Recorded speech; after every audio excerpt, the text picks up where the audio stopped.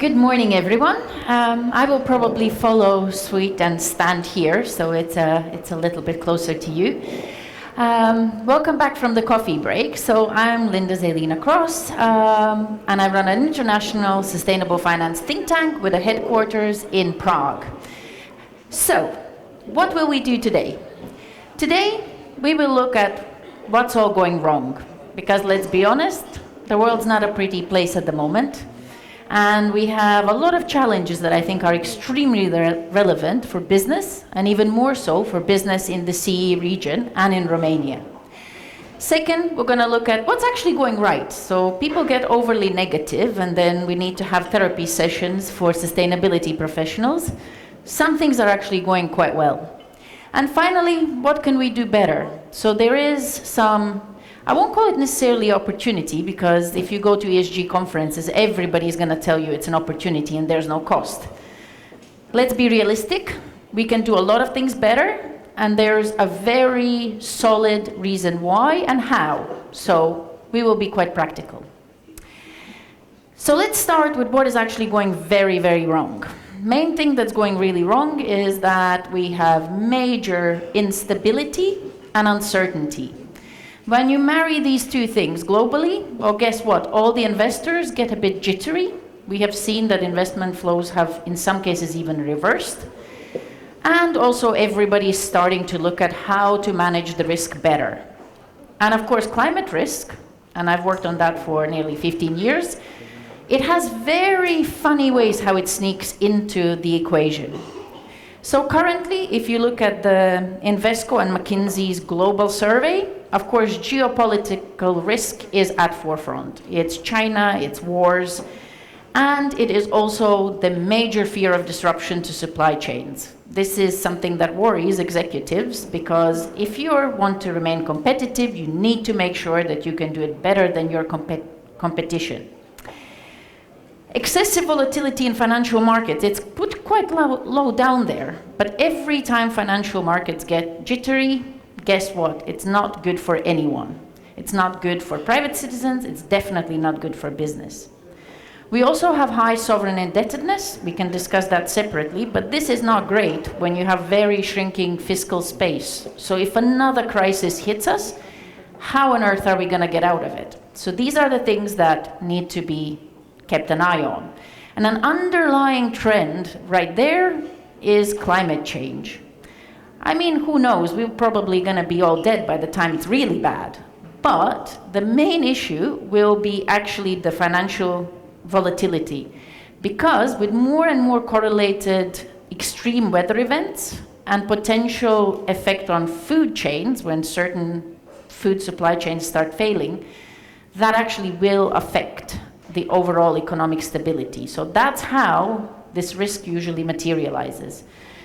And first, it will be insurance, so insurance premiums going up, certain things not getting insured, and then the slow repricing starting. In our region, of course, we also need to look at aging demographics, so that's another thing to keep an eye on. So these are the things that are not going too well. And then, of course, enter the Draghi report. So we have lived under a European Commission that prioritized the European Green Deal. It also thought that sustainable finance was technical enough, so it pushed through the EU taxonomy and SFDR and CSRD and all the other acronyms that put a lot of pressure on reporting. And finally, under the current EU sustainable finance platform, we've been looking at usability and data.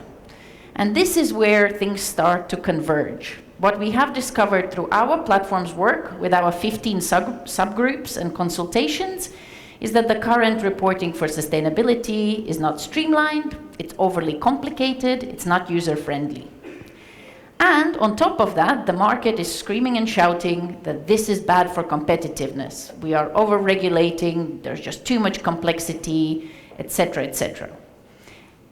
Well, that's kind of true. We have complicated it a lot. So under the next mandate of the Platform for Sustainable Finance, the main focus will be extreme user-friendliness, usability, simplification, and harmonization. So that's the good news. So things are actually changing. European Commission is listening. The problem is this region is not really talking. So that's another problem. When you look at how many institutions and organizations have submitted responses to the consultations, very few from this region, almost none from Romania. So your voice is not getting heard. That's not great, because then what does that mean? That means that the world starts looking a little bit more Western European, and I'll show you what that materializes as. So here you can also see the median wealth per adult. So you can see that the convergence between the East and West in the European Union hasn't fully happened.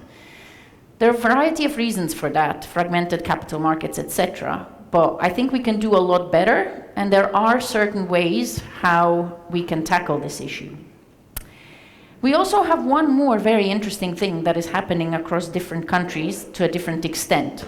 We do have zombie companies. It started couple of decades ago, and it's getting worse because of financial crisis, then COVID, etc. So these are companies that are not really profitable. They're just staying alive. They also are contributing to the productivity crisis. Shadow economy, I'm originally Latvian. Latvians are very good at shadow economy. That is also a major issue because that's not entering the tax base, so that's eroding the taxes.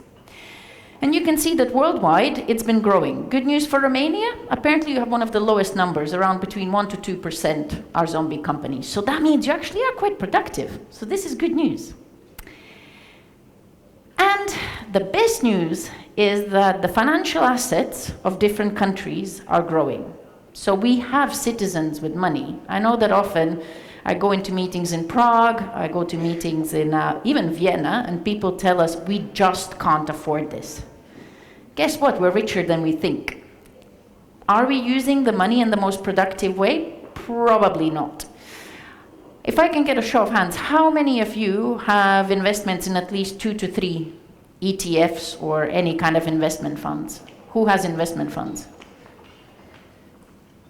That's very few. I would say maybe 2% of the room. This is scary. This is not deploying money productively. How many of you know how your pensions are invested? Hands up. Who has looked at where their pensions are invested? Again, maybe 1%. So this is a little bit tricky. We don't have enough financial literacy, and we don't feel agency when it comes to finance. Here you can see that, of course, in certain countries you have more financial assets that are linked to currency and deposits and equity and investment fund shares. But overall, Europe is not doing very well at retail investment. This needs to change. We also need to start working on capital markets union a little bit more. The FDI, the foreign direct investment, again, Eastern Europe is just 1% of jobs is linked to that. Imagine how much scope for improvement there is. Of course, there are certain things that we need to overcome for this to materialize, but it's not rocket science. In some other countries, especially, of course, if you look at Estonia, our close neighbors, all Latvians want to be Estonian, let's be honest. They have really good FDI, really interesting developments in how to spur on initial retail investment. So different fintech tools can be used for that as well. But the best news of this chart is that there is money in Europe. So let's stop feeling poor. We have large amounts of assets sitting there looking for investment. And then we need to look at why is it not going into green, and how can we unlock the plumbing? So if the money is sitting in one part of the system, why is it not going where it's the most needed? According to the latest estimates by the European Commission itself, we need 620 billion euro to start the green transition. And the question is, well, why is nothing happening? Well, number one, first of all, we didn't really know what exactly is green and what exactly is transition. In some cases, we still don't know what transition finance is. Don't worry, it's coming. Loads of reports, guidelines, categorization reports, they're all going to come out in January, and the transition will hit you hard. The main thing is that what has changed in the last few years, which hopefully will unlock this with a small trick, is that number one, we do have the EU taxonomy, and I know it's got very bad PR.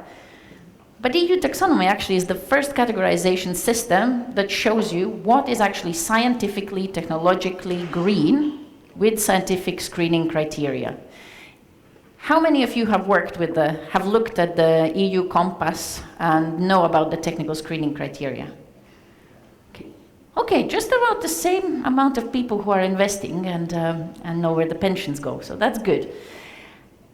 The point is that the taxonomy was built to create a clear definition of what is green. That does not mean that you need to invest in it. That does not mean that this is a better asset. It's just a green asset. You decide whether you like it or not. Because it's per activity, it also allows entities to become greener. Why is it beneficial to use it? Well, the pain is worth it if you really want to attract the growing range of green investors. I just came from New York Climate Week, and I know that everybody thinks that in the US, ESG is dead and it's got bad situation. I was at multiple roundtables with the world's largest investors, also some smaller funds, and everybody was saying, nobody's gonna stop me chasing the alpha. I look at all information. Even if I'm having a subpoena to testify that I don't count ESG, even if publicly I have to say I don't, I look at all data.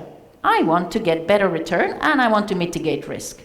And with the EU taxonomy, purely because of the way it's designed, people do believe that that probably is the gold standard on the market. So if you really want to build a green fund, having high taxonomy alignment is a good idea.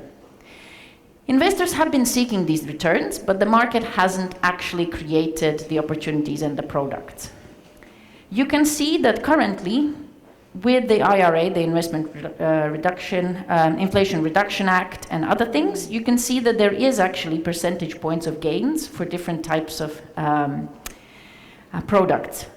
It's also interesting to see what are we focusing when we talk about current status of ESG or environmental, social and governance. It's mainly climate action. It's a lot of healthcare because, let's be honest, healthcare is very expensive and directly influenced by climate. Water solutions, a lot of people have clocked on to the fact that water scarcity will be one of the greatest risks to all business. So water will be the new oil. Circular economy, as my colleague previously showed you, it's extremely important. You can really cut costs and improve efficiency if you can recycle things. Gender diversity arrived only after Me Too, and some other diversity and inclusion things were knee-jerk to Black Lives Matter and different types of societal issues. And we have nature and biodiversity, so that will be another thing that people will be starting to ask you about and integrating. Purely because of the double materiality assessment, you need to understand how you're impacting these things. And the good news is, there is so much more tech that enables us to actually collect the data, not just from the companies directly reporting, but also different types of data providers. So I've seen software that shows me where the company is based, what kind of potential impact, because of the geolocation, it might have on biodiversity, what kind of climate risks it's exposed, depending on the meteorological data, etc., etc. So it becomes harder to hide. And once you can't hide, you will get the uncomfortable questions. So, what actually gives us a lot of hope is this is a depressing chart. Ignore that they have put Czech Republic in Southern Europe. This was created by a team, I think, in London. But you can see here how much work we need to do. This is the data from approximately 2 months ago. This was the status in some countries, because you will notice some European countries don't even appear. Those were the countries that not a single entity had yet submitted a CSRD or taxonomy report. So this is a little bit scary. You can see that Denmark is quite ahead, so is France. Hardly surprising, big companies are based there, and they have a lot more resources. But all of these companies that you see in the West, especially Netherlands, Finland, Austria, etc., Sweden as well, they have supply chains that often stretch to our region. And they all are desperate for this data. They are looking, if they're going to have, and I've had these conversations with companies before, if they have 2 suppliers, one with a taxonomy report, one without, they would much prefer the one with the taxonomy report. Because all of a sudden that will plug into their reporting and it will make life easier. Even if the price is lower, in some cases people have still gone for the business with the taxonomy report, purely because, again, it fits into their framework better. I work with several private equity funds as an ESG committee chair, And it's super interesting to see what's happening with mid-size companies, where recently Volkswagen asked for one of our investment companies to reduce their energy use by 15%. That was ask number one. And ask number two, publish at least some sort of sustainability report. This company was outraged, but guess what? It's their largest client. It's composites. So the work starts. So I would advise, don't wait till somebody asks, start working internally. So the EU CapEx uptake, here you can see data as of 28th of October, so only 2 days old. And here again, you can see the major shift. Germany doing a lot better, having huge amounts of money already aligned or reported under EU taxonomy. And Romania, you can scarcely see the number there. It's very, very low. So why is this problematic? Well, this is problematic since that will not look very good if people start realizing that a lot of the companies that they work with in the supply chain don't have any data or don't have any sustainability reports. It is going to raise questions, and it will be moved then to risk and compliance, etc. So in that sense, the opportunity here is also huge, because look at that. I mean, Ireland's not doing particularly great. That might be because of the tech sector. But Hungary, Slovenia, Bulgaria, Slovakia not doing particularly great in that part as well. And as I always say, it's not only competition in terms of business, it's also competition between sovereign states. Everybody wants more business, more tax income, and look good. So actually, there's a lot of work to be done here to bring those numbers up and make Romania look a lot better. The investor hunger, so if we talk about pure finance, and I come from more of a finance background, we have spoken to so many investment funds and big asset managers that are trying to figure out how they could diversify their portfolio. And of course, as a think tank, we push for the Central Eastern European region because, well, we're all from the region and we've moved back to it, believing that, you know, we can do a lot more and a lot better. So what can we do better here? Globally, everybody wants a green bond. It fits nicely into the GAR or green asset ratio, especially if you have taxonomy alignment. It's a great instrument for transition. Yes, there is the use of proceeds, etc., but currently you have an entire handbook that you can get for free, and I can tell you where to find it, that shows you every single example of sustainability-linked bond, green bond, and assesses how good or bad it is. So if you want, you can just copy. You don't even have to do all the work yourself. And the issue is, of course, for large asset managers, we are a small region, so you can see people prefer big ticket sizes, big investments. It's a bit easier. But over the last year, we've noticed that there are several small green bonds coming out, issued by certain types of entities in cooperation with others. Small, globally small, but locally massive. All of a sudden, they're getting 20, 30, 5 million, depending on how much they're going for, investment into energy cost reduction. Usually it's installation of green type of things, redoing their infrastructure so they can electrify their fleet, or doing a variety of different circular economy solutions. And it's been really good because we have at least 2 examples of where small companies in small towns in Czech Republic went for it. And guess what? They managed to land new clients, they managed to expand their operations, and they managed to push the profit margin up. Why did they do that? They were no visionaries. The owner in one case was 65 and didn't even know what taxonomy or sustainability is, nor did he care. It was their investor and their banker that were friends and decided to talk to the company in very friendly dinners. Listen, you probably could do something more around this. Would you be open to experimentation? And then turned out that a lot of the things had already been happening at the company in terms of management thinking, how to cut costs. So it's a very cool story, but those stories we need more of. And this is where, I guess, the issue comes in. In this region, in comparison to the Nordics and elsewhere, we are very passive. We're not proactive.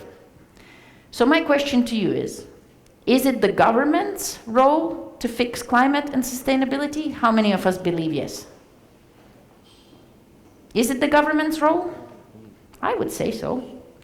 They regulate, they change the policies. How many of you think it's the banking sector's role to push for change? Okay.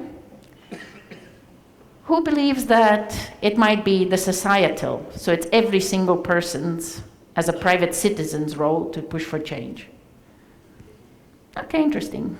The Shell campaign, Shell and BP created that campaign to make you think that it's you with your coffee cup, you with your straw, and you with your flight that's going to change the world. Questionable whether your emissions are ever going to match Shell or BP, but it's a good campaign. And then my question is, how many of you believe that in your professional capacity, it's your job to change it? Okay, better. I would like to see everyone raise their hand, because guess what? I mean, I don't have children, full disclosure, but most people do. So you have vested interest for the world not to start getting a lot more difficult. So essentially, what is this all about? It is all about competitiveness and resilience and efficiency of costs. A lot of people think that the world is massively changing. Guess what? It's not. It's all about money and data. What money now likes, and I'm talking about big investors, etc., money flows, they want more data to understand the risks better. Because the risks are not the same as they were 30, 40 years ago. Major risks are linked now to climate change. For example, a very concrete risk that I know a lot of institutions are currently working on is if the temperature goes up another percentage, whether the monsoon rivers in Asia would change course and cause mass flooding that would create major issues, not just for supply chains, but also immigration pressures, geopolitical risk, refugee flows, etc. So once you do that kind of modeling, all of a sudden you start looking at the world a little bit differently. And if you look at the latest IPCC, or the scientific report, it shows actually that Central Europe, and Romania included, heats up much faster than some of the other countries. So for Czechs, they're like, oh, flooding, we don't care. Well, it's getting a bit hot. And the most important thing is that here, as it shows, well, even though things haven't changed that rapidly over the last 2 years, the work behind the closed doors is happening, and it's happening much faster than people realize. Number one, I was at a meeting where the German industry apologized to the German government for pushing against renewable energy and saying, let's work on this together. Here you can see the result of that meeting and that work. I suspect that there's going to be a lot more acceleration on that. Of course, the other opportunity hidden in this is that more and more companies want reshoring or nearshoring, so they do not want these crazy, complicated, long supply chains.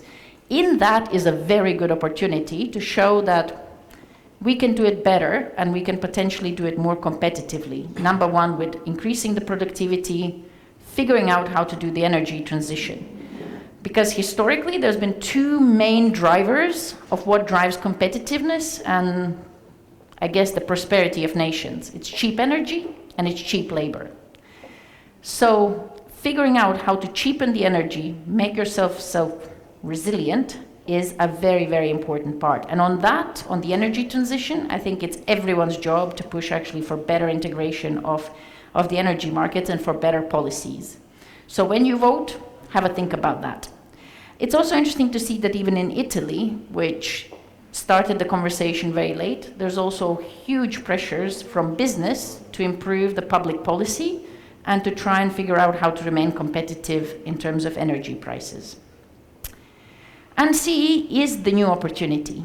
People are interested in investing, but what we need is clear signaling from the private sector that yes, we're interested and we're doing it, whether the government does it too or not. So that's been very interesting to see how many have benefited from that. And of course, in an ideal world, we would have stable, reliable public policy that is aligned with the climate goals, so that you can also plan a little bit better.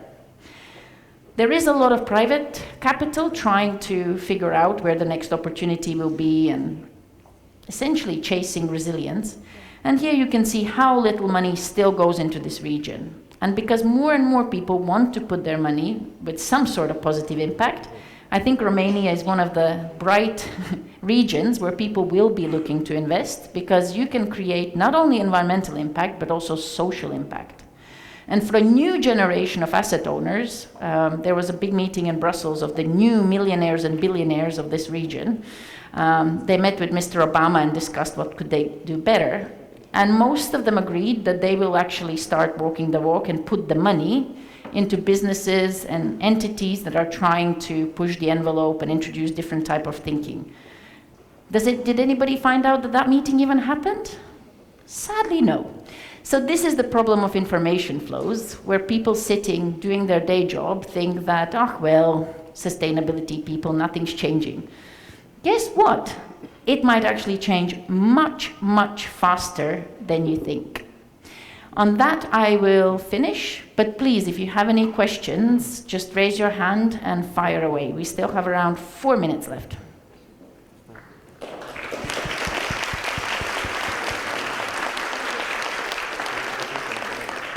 We have a great opportunity to have Linda here, flown from far away, so please ask your questions. So it's a good opportunity to find out important things that can also help your business. You can ask the question in Romanian and we can help translate, no worries. No questions, everybody just shocked. Well, we kind of have that... It's also interesting seeing that CapEx alignment and the taxonomy numbers. We suspect that one of the main reasons is because the larger companies actually put some resources... Well, consultant in the next panel. There's a question. We have a question. Please. Great. Hi, Linda. I'm Christina. I'm working for Holcim. I'm looking after AI, but I'm interested in sustainability. You mentioned that reporting is very important, and we have a project related to aggregating all the environmental product declaration, so it's basically the climate impact. Yeah? But we are tackling this as a corporation. My question is, wouldn't it be more effective if all this information will be together, and who should aggregate all this information and make it available so people will actually see the common climate impact? That's a good question. I think that's going to be solved partially with the European single access point, because currently only around 2%, according to the latest research, which we looked at last week, only 2% of taxonomy reports are machine readable, and most of the sustainability reports aren't correctly digitally tagged. So that means that the data, what you're reporting, it's a bit of a mess. We always joke that, for taxation, the disclosure standards for taxation and taxation systems took us 116 years on average to fix or figure out some common language. We are in year 2 of common language and sustainability reporting. So I would suspect, and what we as platform are pushing for, that for SMEs, less data points. Our ideal world would be maximum 50. Everybody can do around 50. Digitally tagged, going into the European single access point, and then anyone can download the data, which also makes it easier for businesses to benchmark against each other. I know that in some banks you do financial health benchmarking. I would suggest that having that overlay of sustainability benchmarking would also be very interesting, because that would show you the companies and counterparties in a different light. And also, from what I've seen, the most efficient way how to do sustainability, especially for taxonomy reporting, you build it into your accounting system. So Chess Group in Czech Republic, they have around 50,000 suppliers, so good luck with that. But they actually built, and you can look at their report online, they built it as an online system, and they have built an overlay in their accounting system where they know exactly where each of the turnover and CapEx and OpEx figures go, and it just generates the report at the end. And they built it themselves. They didn't use even consultants. So it's doable. It was only 4 to 5 people, not such a huge cost. So I think we also need to destroy the myth that, oh my God, it's so complicated and so expensive. Once you get the system in place, it becomes actually quite automated. Then you just need to tweak it. But in terms of other sustainability data, of course, there's a lot more that governments can do, which actually is a bit of a problem. We don't have access to the same databases. So if you're looking for energy performance certificates for buildings, in some countries, you don't have any public database, so you can't benchmark whether you're top 15 or not when you're doing taxonomy reporting. In other cases, the certificates are all over the place, so you can't compare Romania to Czech Republic. Now there's a global effort, but also a European effort, to synchronize that. So I think we're at the early stages. Thank you very much for the question. Anyone else? The lady already broke the ice, so please. No further questions for Linda, please. You can also ask afterwards at a coffee or something. It doesn't have to be public. Hi again. I represent Prologic FM like an hour ago, so Andrea Matei. The question is related to the first question presented in the first panel. The sustainability, we are sustainable because we want or because we have to. So in one short phrase, how we can convince somebody that it's not a must, that it's a must, not an obligation? It's a good question. I think we also have to admit that some people we will never convince. Elon Musks of this world will have a completely different rationale of what makes sense. I used to work with hedge funds. Sorry, completely different view of the world, different value set. So in some cases you have to admit defeat. There will be a section of society like that. In terms of others, I think we just need to have very good, clear examples and reasoning to convince why you have to, right? And again, it will hit different people differently. It will be either problems to insure your house, potentially your inheritance for your children going down in value, loss of jobs, food prices going up, so potentially entering like energy poverty is another one for some parts of society. But I think for each person it's very, very individual, and that makes it so much harder to have one messaging. I would say for each individual, depending on where they sit on the income bracket and jobs, it will be very different. Why? I mean, I always would say that, well, do you like clean air? Do you like good health? Do you still want to have, like, birds and fish and food? Well, then you should really care, because at one point it will affect you one way or another. Thank you very much, Linda. So Thank any other? No? Thank you very much. I think we ran out of time. Yes, I know. We're running out of time. Thank you very much once again for your inspiration. I'm sure that indeed we have debunked a lot of myths today, and we shared a lot of not only information but good practices, not only from Romania but also from outside.